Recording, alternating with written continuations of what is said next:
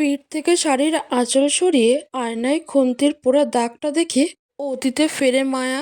তখন class 8-এর result দিয়েছে, এ পেয়েছে বলে দৌড়ে বাড়ি আসে। মা মামা মামিকে জানাবে বলে হুড়মুড় করে ঘরে ঢুকতেই টেবিলে রাখা কাঁচের জগটা নিচে পড়ে যায়। কি হয়েছে বলে খুন্তি হাতে রান্নাঘর থেকে বের হয়ে আসে মামি। জগ ভেঙে গেছে বলে ভয়ে ততষ্ট হয়ে দাঁড়িয়ে আছে মায়া। কি রে অলক্ষী, দিলি অত দামের জগটা ভেঙে? দাম জানিস কত? তোর বাবা কি কবর থেকে উঠে এসে দাম দেবে? মামি বাবাকে নিয়ে কেন বলছো? একটা জগই তো। কি, আমার মুখে মুখে চোপা করিস? এত সাহস বেড়েছে? বলেই হাতে থাকা খুন্তি দিয়ে পিঠে লাগিয়ে দেয়। খুব ব্যথা হয়েছিল, চামড়া উঠে গিয়েছিল, তবে আজ সে ব্যথা আর নেই। অতীত থেকে ফিরে আসে, আঁচল টেনে পিঠটা ঢেকে নেয়। আজ মায়ার বিয়ে, ঘটা করেই বিয়ের আয়োজন করেছে মামা। বাবা বেঁচে থাকতে হয়তো আরও অনেক কিছু হতো। বাবার কথা মনে পড়লেই মায়ের চোখে পানি আসে। বা হাতের পিঠ দিয়ে চোখ মুছে নেয়। গ্রাম বলে পার্লারের লোক আসেনি, নিজে নিজেই সাজছে মায়া। দুধে আলতা গায়ের রং, একটু সাজলেই অপ্সরীর মতো লাগে মায়াকে। মাথায় ঘোমটা টানতেই বাইরে থেকে বান্ধবীরা চেঁচিয়ে বলে উঠল, বর আসার সময় হয়ে গিয়েছে, জলদি কর। আমার হয়ে গেছে বলেই মায়া খাটে উঠে বসল। অয়ন, আবির, আদনান অয়ন মা বাবার একমাত্র সন্তান। বাবার কোটি টাকার সম্পদের একমাত্র মালিক সে। অথচ আজ বিয়ে করতে যাবে এক অজপাড়া গায়ের গরিব ঘরের মেয়েকে। মেয়েকে দেখেনি, নামটাও জানে না, বংশ পরিচয়ও জানা নেই। ভেবে যতটা না রাগ হচ্ছে, তার চেয়েও বেশি রাগ হচ্ছে বাবার উপর। এশার কথা বলা সত্ত্বেও বাবা ওই গ্রামেই বিয়েটা দিচ্ছে। আমি যে এশাকে ভালোবাসি, বাবার কাছে তার গুরুত্বই নেই। পাঞ্জাবি হাতে নিয়ে আয়নার সামনে দাঁড়িয়ে বিড়বিড় করে বলছে অয়ন, রিল্যাক্স মাই সন। বিয়ে হচ্ছে মানে তো এই না যে ওই গাইয়া মেয়ের সাথেই তোমার সংসার করতে হবে। বিয়েটা হতে দাও, টেনশন করো না, আমি আবার তোমার বিয়ে দেব। ঈশাই হবে এই বাড়ির একমাত্র পুত্রবধূ। রুমে ঢুকতে ঢুকতে বললেন অয়নের মা রাবেয়া জাবিন। মা, তুমিও পারলে না বিয়েটা আটকাতে? করুণ সুরে বলল অয়ন। আহ অয়ন, তুমিও জানো তোমার বাবার মুখের উপর যেমন তোমার কথা বলার সাহস নেই, তেমনি আমারও বা আমাদের কারণ নেই। অয়ন বিরক্তি নিয়ে মাথা ঘোরায় অন্যদিকে। কই গো অয়ন বাবা, হয়েছে? তোমার জোরে ডাকতে ডাকতে ঘরে আসলেন সাবিনা আক্তার। উনি আদনান সাহেবের দুঃসম্পর্কের বোন লাগে, এ বাড়িতেই থাকে। ছোটবেলা থেকে অয়নকে কোলে পিঠে করে ইনিই বড় করেছেন। রাবেয়া বেগম তাকে দু চোখে দেখতে না পারলেও আদনান সাহেব ও অয়ন তাকে বেশ ভালোবাসে। মণি মণি বলে জান দিয়ে ফেলে অয়ন, চোখে হারায় সাবিনা আক্তারকে। সাবিনা বেগম দরজায় এসে রাবেয়াকে দেখে ঘরে ঢোকার সাহস পায় না। অয়ন ব্যাপারটা বুঝতে পেরে মণি এসো না বলে ওনার হাত ধরে ঘরে নিয়ে এসে খাটে বসায়। রাবেয়া বেগমের সব অপরাধ অন্যায় খারাপ কাজে অয়ন বাধা না দিলেও তার মণিকে কিছু বললে সে সমর্থন করে না। পুরো বাড়ি কাঁপিয়ে তোলে। স্বামী মোটেও রাগী নয়, তাই রাবেয়া তাকে ভয় না পেলেও সহজে কিছু বলতে পারে না। কিন্তু ছেলের রাগ সে খুব ভয় পায়। রাগ উঠলে অয়ন যে কাউকে খুনও করে ফেলতে পারে।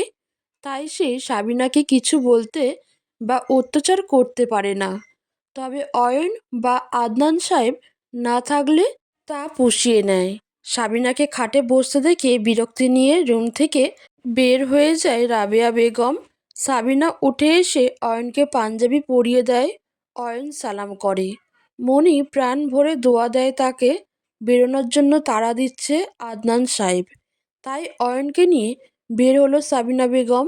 সবাই গাড়িতে উঠতে ব্যস্ত। অয়নদের বাড়িতে বিয়েটা ঘরোয়াভাবেই, তেমন কেউ আসেনি। আদনান সাহেব তাদেরকে দাওয়াত করছে, যারা এ বিয়েটাকে নিয়ে কানাঘুষা করবে না।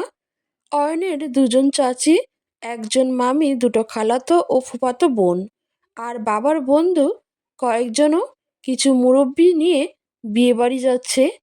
অয়নও বাধ্য ছেলের মতো গাড়িতে উঠে বসলো। কি থেকে কি হয়ে গেল, এরপর কি হবে কিছুই জানা নেই অয়নের। শুধু এটা জানে একটা অশিক্ষিত গাইয়া গরিব ঘরের মেয়ের সাথে সে সংসার করতে পারবে না। আর সংসারের তো কোনো প্রশ্নই আসে না, কারণ সে ঈশাকে ভালোবাসে আর ঈশাও তাকে। আর তাছাড়া ঈশার সাথেই তার যায়, ওরকম স্ট্যাটাসলেস মেয়ের সাথে নয়। বিয়ের পরদিনই ডিভোর্স দেব ওই মেয়েকে। আর ঈশাকে জানানোও যাবে না, নয়তো ও খুব কষ্ট পাবে, কিছু করেও ফেলতে পারে। অয়নদের গাড়ি বেরিয়ে যেতেই সেলফি তোলায় ব্যস্ত হয়ে পড়ে অয়নের মা রাবেয়া জাবিন। সাবিনা একগালে হেসে দিল। যেখানে মা ছেলের বউয়ের বরণের ব্যবস্থা করবে, সেখানে এ সেলফিতে ব্যস্ত। তার ছেলের হাসি হেসে রান্নাঘরের দিকে চলে গেল সাবিনা। এদিকে সংসার নিয়ে নানান চিন্তাভাবনা করে ফেলেছে মায়া। ছোটবেলা থেকেই মায়া চঞ্চল, দৌড়ঝাঁপ, মায়ের মিষ্টি শাসন আর মামির কড়া অত্যাচারে কেটেছে মায়ার। বাবা তো ওকে 10 বছর বয়সে রেখেই মারা গেছে। বাবা থাকলে হয়তো ওর জীবনটা আরও সুন্দর হতো। আর তার 2 বছর পর মা প্যারালাইজড হয়ে গেল। যাই হোক, এখন তো শ্বশুরবাড়ি চলে যাবে। এখন থেকে ভালো থাকবে মায়া। মামির অত্যাচার আর সইতে হবে না ভেবেই প্রশান্তিময় এক হাসি দিল মায়া। বেশ লজ্জা লজ্জা পাচ্ছে ওর, কিন্তু ওর মাকে কে দেখবে, এটা ভেবেই এক অচেনা ভয় মনে ঢুকে গেল। এমন সময় বাইরে থেকে বান্ধবীদের চিৎকার শোনা গেল, বর এসেছে। মায়া তাই শুনে ভাবনা থেকে বেরিয়ে আরও গুটিয়ে বসলো। এত মানুষের ভিড়ে নিজেকে যেন কার্টুন কার্টুন লাগছে অয়নের। গেটে সবাই মজা করে অয়নদের আটকে রাখে। সবার সামনে মায়ার বেস্ট ফ্রেন্ড নীরা বেশ মজা করে টাকা চাইলো। মাহিদের নজর নীরার দিকে। ব্যাপারটা বেশ উপভোগ করছে মাহিদ। শহরের বিয়েতে সচরাচর এমন হয়ই না আজকাল। অথচ অয়ন বিরক্ত হয়ে 20,000 টাকার একটা বান্ডিল নীরার হাতে ধরিয়ে দিয়ে পাশ কাটিয়ে ভিতরে চলে আসে। নীরাসহ উপস্থিত সবাই বোকা বনে যায় অয়নের এইরূপ ব্যবহারে। মায়েদের বেশ খারাপ লাগে। নীরা করুণ দৃষ্টিতে চেয়ে আছে অয়নের যাওয়ার দিকে। সংকুচিত হয়ে ছোট করে বানানো স্টেজে বসে পড়ল অয়ন, সাথে দুজন বন্ধু, মাইদ আর ইমন। এরা দুজনেই অয়নের খুব ছোটবেলার বন্ধু। ভালো খারাপ সব কাজেই এরা তিনজন একসাথে করে। বাবাকে বলো না একটু জলদি কাজগুলো শেষ করতে, মায়েদের কানে কানে বলল অয়ন। আরে সবে এসেছি, খেয়ে দিয়ে নিই পরে, এত তাড়া কিসের বউয়ের জন্য? প্লিজ মাইদ, তুই সবটা জেনেও এমন কেন করছিস? আরে ঈশাকে ভুলে যা, ওটা ভালোবাসা না, অ্যাট্রাকশন। দেখিস না কি চারাল স্বভাবের? মাইদ বলে চেঁচিয়ে ওঠে অয়ন। আশেপাশে অনেকেই এদিকে তাকিয়ে আছে। অয়ন মাথা নিচু করে নেয়। আদনান সাহেব বুঝতে পারছে ছেলের রাগ উঠেছে। রাগ উঠলে ওকে সামলানোর ক্ষমতা আদনান সাহেবেরও নেই। খুবই ভয়ঙ্কর রাগ। বিয়ে ছেড়ে না চলে যায়, তখন হবে আরেক অবস্থা। তাই দ্রুত খাওয়া দাওয়া শেষ করে বিয়ে পড়ানো শুরু করে। কাজী অয়নের সামনে এসে বসে, পান খাচ্ছে, মুখে একটু দাড়ি, হাতে লাঠি। দেখেই বেশ বিরক্ত হচ্ছে অয়ন। মৃত শেখ আব্দুর রহমানের একমাত্র কন্যা রিমুমিনা শেখ মায়ার সাথে 15 লাখ টাকা দেনমোহরে। আপনি কি এ বিয়েতে রাজি? বলুন কবুল। অয়ন দ্রুত 3বার কবুল বলে দেয়। সবাই এতে মিটমিট করে হাসছে। আর আদনান সাহেব ছেলেকে মনে মনে হাজার গালি দিচ্ছে। এমন করেই বিয়েটা সম্পন্ন হয় অয়ন ও মায়ার। মায়া যায় মায়ের রুমে, পা ধরে সালাম করে জড়িয়ে নেয়, খুব কান্না করে। মা মাইমুনা শেখের দৃষ্টি স্থির। স্বামীর মৃত্যুর পর থেকে তার ঠিকানা এই চকিতেই। মায়া খুব কাঁদছে মাকে জড়িয়ে। কাঁধে হাত রাখলেন আদনান সাহেব। মা, কেঁদো না, তোমার মাকে শহরে নিয়ে যাওয়ার ব্যবস্থা করছি আমি। খুব দ্রুত শহরে উন্নত চিকিৎসা করা হবে বিয়ানের। মায়া মুখে হাত দিয়ে কাঁদছে। এমন সময় হুড়মুড় করে ঘরে ঢুকে মায়ার মামি। বেআই সাহেব চলে যাচ্ছেন তাহলে? আদনান সাহেব পাঞ্জাবির পকেট থেকে 50,000 টাকা বের করে তাহেরা বেগমের হাতে দেন। 3 দিন পর আপনাদের ঢাকার নতুন বাড়িতে নিয়ে যাব, আপাতত এটা রাখুন। টাকার বাড়ির কথা শুনে চোখ ঝলমল করে উঠল তাহেরা বেগমের। আদনান সাহেব মায়ার হাত ধরে বাইরে চলে এলেন।